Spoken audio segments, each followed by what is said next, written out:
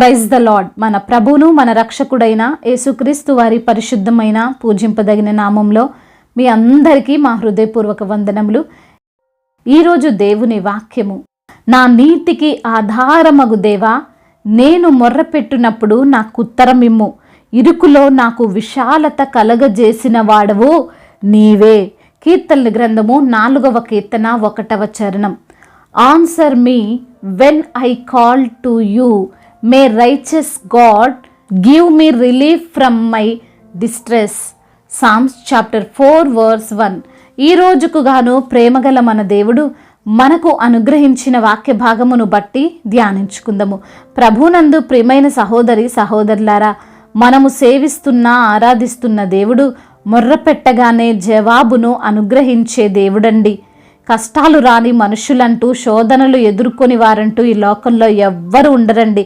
ఆస్తులున్నా, ఐశ్వర్యమున్నా, అధికారమున్నా, నీవు ఎంతటి వాడవైనా, ఎంతటి గనురాలివైనా తప్పకుండా ఏదో ఒక సమస్య మనకు ఎదురవుతుంది. అయితే ఆ సమస్యలో నుండి, ఆ శోధనలో నుండి మనల్ని బయట పడవేయుటకు దేవుడు మనతో ఉన్నాడు. మన ఇరుకు వంటి సమస్యలలో విశాలతను కలగజేయుటకు దేవుడు సిద్ధముగా ఉన్నాడు.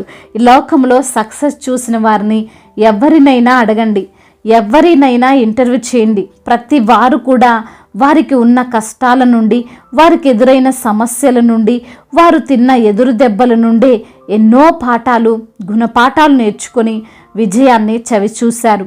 అంటే మనమంతా దీనిని బట్టి ఒక విషయాన్ని అర్థం చేసుకోవాలి.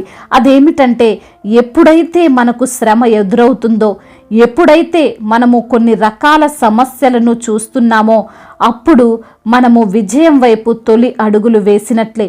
మనము గమ్యానికి చేరుతున్నాము అని అర్థం.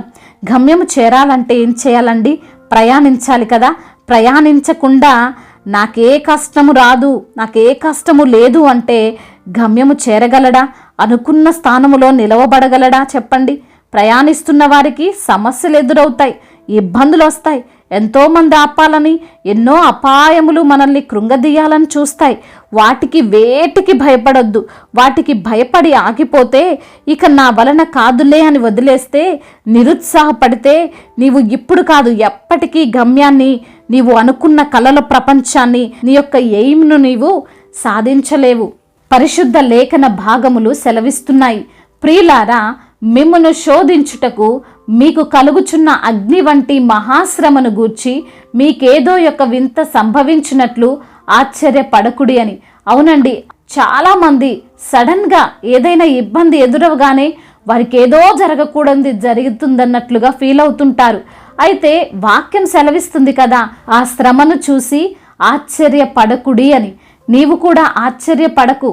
నిజమే, నీవు భయంకరమైన, అంటే లేఖన భాగముల్లో చెప్పినట్లు అగ్ని వంటి సమస్యలనే ఈరోజు బహుశా ఎదుర్కొని ఉంటున్నావేమో. అది ఎంతో గొప్పది, నీ శక్తికి యుక్తికి అందనిది అయ్యుండొచ్చు.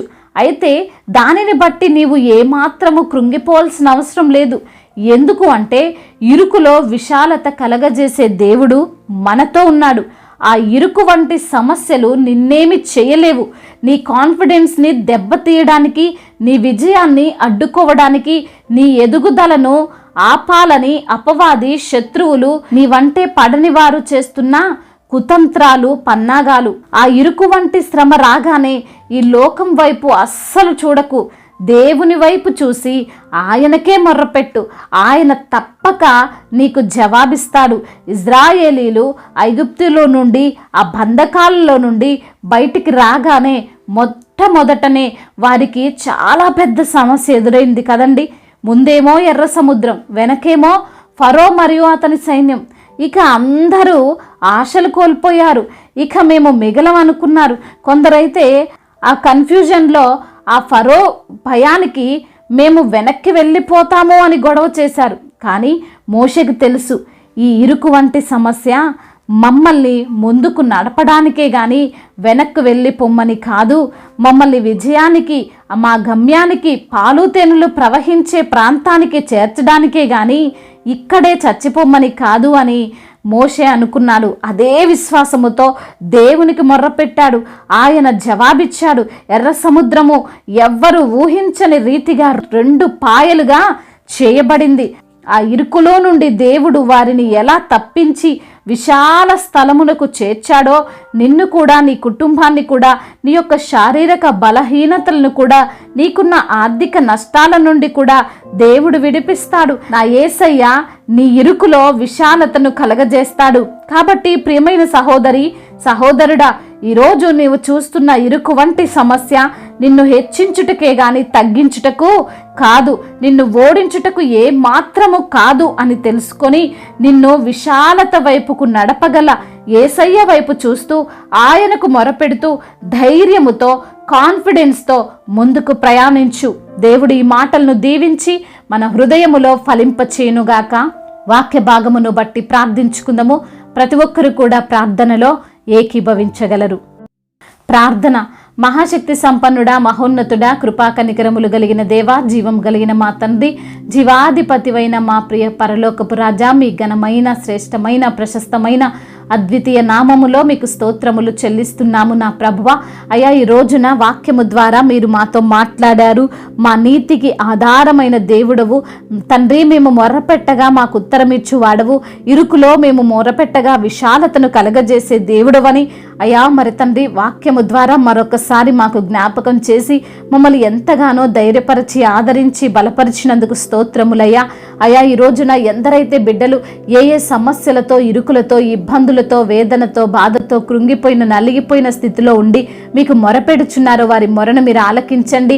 అయ్యా, మా ప్రార్థన ఆలకించువాడా, అయ్యా మేము తండ్రి ప్రార్థిస్తుండగా తండ్రి మా ప్రార్థనను ఆలకించి సమాధానమును కలగచేయమని వేడుకుంటున్నాం ప్రభువా. అయ్యా, ఈ రోజున ఎందరైతే బిడ్డలు వ్యాధి బాధలతో ఉన్నారో ప్రభువా, వారికి కలిగిన ఆ వ్యాధి బాధల నుండి, అయా శారీరక బలహీనత నుండి విడుదల దయచేయండి. ఏ రోగముతో అయితే బిడ్డలు ఉన్నారో ప్రభా, అయా ఎటువంటి బలహీనతతో వారు చిక్కుకొని ఉన్నారో నా ప్రభా, ఆ సమస్య నుండి విడిపించండి. బలమును దయచేయండి ప్రభా. మీ శక్తితో వారిని నింపండి. మీ యొక్క బలమును వారికి అనుగ్రహించమని వేడుకుంటున్నాము. అదేవిధంగా అయా రుణ భారాల నుండి విడుదల దయచేయండి. అయా మరి తండ్రి అప్పు తీసుకునే వారిగా కాదు కానీ అప్పు ఇచ్చే బిడ్డలుగా వారిని ఆశీర్వదించండి. తలగా ఉంచుతాను కానీ తోకగా ఉంచున్న మీ వాగ్దానము వారి జీవితంలో మీరు నెరవేర్చండి.